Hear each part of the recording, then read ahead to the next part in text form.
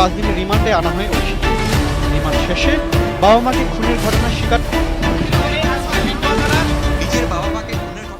2013 সালের 14ই আগস্ট দিনটি ছিল বাংলাদেশের অপরাধ ইতিহাসের এমন একটি দিন যা আজও অনেকের মনে দাগ কেটে আছে। ঢাকার চামেলিবাগের একটি ফ্ল্যাট থেকে উদ্ধার করা হয় স্পেশাল ব্রাঞ্চের পুলিশ পরিদর্শক মাহফুজুর রহমান এবং তার স্ত্রী স্বপ্না রহমানের মরদেহ। ঘটনাটি প্রথমে ছিল রহস্যে ঘেরা, কিন্তু তদন্ত যত এগোতে থাকে ততই সামনে আসে এমন এক তথ্য যা পুরো দেশকে বিস্মিত করে। অভিযোগ ওঠে এই হত্যাকাণ্ডের সঙ্গে জড়িত তাদেরই মেয়ে ঐশী রহমান। সেই সময় দেশের সংবাদ মাধ্যমে সবচেয়ে আলোচিত নামগুলোর একটি ছিল ঐশী রহমান। প্রতিদিন নতুন নতুন তথ্য প্রকাশিত হচ্ছিল। সামাজিক যোগাযোগ মাধ্যম থেকে শুরু করে টেলিভিশনের টক শো, সবখানে আলোচনার কেন্দ্রবিন্দুতে ছিলেন তিনি। বছর পর বছর কেটে গেছে, সময়ের সঙ্গে সঙ্গে সেই আলোড়ন কমেছে, সংবাদপত্রের শিরোনাম বদলেছে, নতুন নতুন ঘটনা মানুষের মনোযোগ কেড়েছে, কিন্তু ঐশী রহমানের জীবন থেমে থাকেনি। আদালতের রায় অনুযায়ী তিনি কারাগারে সাজা ভোগ করছেন, আর সেই কারাগারের ভেতরেই তৈরি হয়েছে তার জীবনের এক নতুন অধ্যায়। দর্শক, বর্তমানে ঐশী রহমান গাজীপুরের কাশিমপুর মহিলা কেন্দ্রীয় কারাগারের 7 নম্বর ওয়ার্ডে অবস্থান করছেন। কারাগারের নিয়মিত বন্দী হিসেবেই তিনি সেখানে জীবন কাটাচ্ছেন।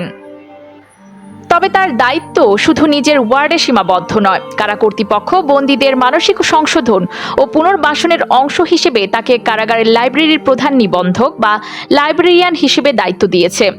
প্রতিদিন নির্ধারিত সময়ে তিনি লাইব্রেরিতে যান। সকাল 10টা থেকে দুপুর 1টা পর্যন্ত প্রথম শিফট, এরপর বিকেল 5টা থেকে রাত 8টা পর্যন্ত দ্বিতীয় শিফট।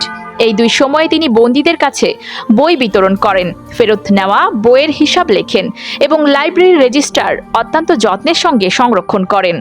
যে হাত এক সময় একটি নৃশংস ঘটনার কারণে সারা দেশে আলোচিত হয়েছিল, সেই হাতই এখন প্রতিদিন বইয়ের পৃষ্ঠা গোনে, খাতায় হিসাব লেখে এবং বন্দীদের হাতে বই তুলে দেয়। এই পরিবর্তন নিঃসন্দেহে অনেকের কৌতূহলের বিষয়। কারাগারের কর্মকর্তাদের বিভিন্ন বক্তব্য অনুযায়ী ঐশী এখন অনেকটাই শান্ত স্বভাবের। তিনি অপ্রয়োজনীয় কথাবার্তা বলেন না, নিজের কাজ নিয়মিত করেন এবং অধিকাংশ সময় নিজেকে ব্যস্ত রাখেন পড়াশোনার মাধ্যমে। জানা যায় ইংরেজি সাহিত্য তার বিশেষ পছন্দের বিষয়, বিশেষ করে উইলিয়াম শেক্সপিয়রের নাটক, ইংরেজি উপন্যাস, বিভিন্ন ফিকশন এবং ধর্মীয় বই পড়তে তিনি বেশি আগ্রহী। কাজের ফাঁকে কিংবা অবসর সময়ে বই পড়েই সময় কাটান তিনি। কারাগারের জীবন বাইরে থেকে যতটা সহজ মনে হয়, বাস্তবে তা মোটেও তেমন নয়। প্রতিটি দিন নির্দিষ্ট সময়ের মধ্যে কাটে। নির্দিষ্ট সময় ঘুম থেকে ওঠা, খাবার, কাজ, গণনা, বিশ্রাম সবকিছুই নির্ধারিত। এই নিয়মের মধ্যেই ঐশী নিজের দৈনন্দিন জীবন চালিয়ে যাচ্ছেন। কারাগার বন্দীদের মানসিক বিকাশের জন্য বই পড়া, শিক্ষা কার্যক্রম এবং বিভিন্ন দায়িত্ব দেওয়ার ব্যবস্থা রয়েছে। এর উদ্দেশ্য হলো বন্দীদের ইতিবাচক কর্মকাণ্ডে যুক্ত রাখা এবং ভবিষ্যতে সমাজে ফিরে যাওয়ার জন্য মানসিকভাবে প্রস্তুত করা। ঐশী রহমানও সেই পুনর্বাসনমূলক কার্যক্রমের একজনের অংশ। আদালতের দেওয়া 30 বছরের সাজার মধ্যে ইতিমধ্যে তিনি দীর্ঘ 13 বছর কারাগারে পার করেছেন।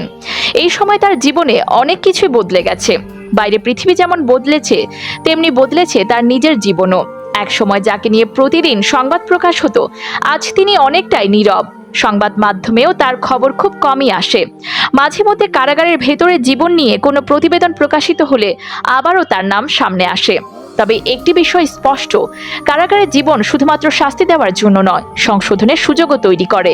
বন্দীদের মধ্যে অনেকে শিক্ষা গ্রহণ করেন, কেউ ধর্মীয় চর্চায় মন দেন, কেউ আবার বই পড়ে নিজের মানসিক পরিবর্তনের চেষ্টা করেন। ঐশীর বর্তমান জীবনও সেই চেষ্টার একটি অংশ বলেই জানা যায়। অবশ্য এই পরিবর্তন অতীতের ঘটনাকে মুছে দেয় না। মাহফুজুর রহমান ও স্বপ্না রহমানের মৃত্যু বাংলাদেশের অন্যতম আলোচিত হত্যাকাণ্ড হিসেবে ইতিহাসে স্থান করে নিয়েছে। সেই ঘটনার শোক এবং স্মৃতি আজও অনেক মানুষের মনে রয়েছে। অনেকে প্রশ্ন করেন, একজন মানুষ কি সত্যিই বদলে যেতে পারেন? অপরাধ করার পর অনুশোচনা কি মানুষের জীবন পরিবর্তন করতে পারে? এই প্রশ্নের সহজ উত্তর নেই, কারণ মানুষের ভেতরের অনুভূতি বা অনুতাপ কেবল সেই মানুষটিই পুরোপুরি জানেন। বাইরে থেকে আমরা শুধু তার বর্তমান আচরণ এবং জীবনযাপন সম্পর্কে জানতে পারি। ঐশীর ক্ষেত্রেও সেটিই সত্য। বর্তমানে তিনি নিয়মিত দায়িত্ব পালন করছেন, বই পড়ছেন এবং কারাগারের নিয়ম মেনে জীবন কাটাচ্ছেন। তার এই পরিবর্তনকে কেউ সংশোধনের উদাহরণ হিসেবে দেখেন, আবার কেউ মনে করেন অতীতের অপরাধ কখনোই ভুলে যাওয়া সম্ভব নয়। একটি বিষয় অবশ্য নিশ্চিত, জীবনের একটি ভুল সিদ্ধান্ত কখনো কখনো পুরো ভবিষ্যৎ বদলে দিতে পারে। স্বাধীন জীবনের পরিবর্তে বছরের পর বছর কারাগারের চার দেয়ালের মধ্যে কাটানো যে কত কঠিন তা কেবল একজন বন্দী উপলব্ধি করতে পারেন। আজ যখন তিনি কারাগারের লাইব্রেরিতে দাঁড়িয়ে অন্য বন্দীদের হাতে বই তুলে দেন, তখন হয়তো অনেকেই ভাবেন জ্ঞান, শিক্ষা এবং আত্মসমালোচনার পথ যদি জীবনের শুরুতেই শক্তভাবে বেছে নেওয়া যেত, তাহলে হয়তো গল্পটি অন্যরকম হতে পারত। সময় বদলায়, মানুষ বদলায়, জীবনও নতুন মোড় নেয়, কিন্তু কিছু ঘটনা ইতিহাসে স্থায়ী হয়ে যায়। ঐশী রহমানের ঘটনাও তেমনই একটি অধ্যায়, যা এখনো বাংলাদেশের অপরাধ ইতিহাসে আলোচিত। আজকের এই গল্পে আমরা দেখলাম এক সময়ের বহুল আলোচিত একজন দণ্ডপ্রাপ্ত ব্যক্তির বর্তমান জীবন, কারাগারের নিয়ম, লাইব্রেরির দায়িত্ব, বইয়ের প্রতি আগ্রহ এবং নীরব এক জীবন। সব মিলিয়ে এটি সম্পূর্ণ ভিন্ন এক বাস্তবতা। আপনার কি মনে হয় দর্শক, একজন মানুষ কি দীর্ঘ সময়ের কারাবাস, শিক্ষা এবং আত্মসমালোচনার মাধ্যমে সত্যিই বদলে যেতে পারেন, নাকি কিছু অপরাধের স্মৃতি কখনোই মুছে যায় না?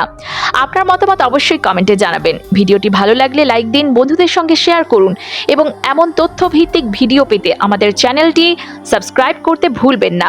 এতক্ষণ সাথে থাকার জন্য ধন্যবাদ।